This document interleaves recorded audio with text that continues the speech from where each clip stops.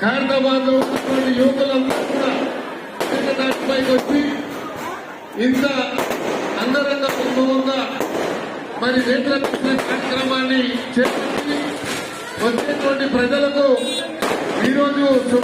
సుదినం కాబట్టి ఆ విఘ్నేశ్వర స్వామి నేత్ర దర్శనం ప్రజలకు ఇవ్వాలని ఆలోచనతో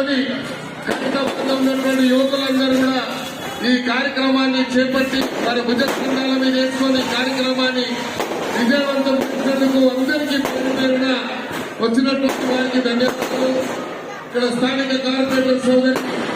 విజయలక్ష్మి గారికి, ఉత్సవ కమిటీ చైర్మన్ రాజు గారికి, అదేవిధంగా అదర్ కమిటీ సభ్యులందరికీ పేరు పేరున ధన్యవాదాలు తెలియజేసుకుంటూ రేపు 7వ తేదీన గౌరవ ముఖ్యమంత్రి శ్రీ రేవంత్ రెడ్డి గారు మొదటి పూట 11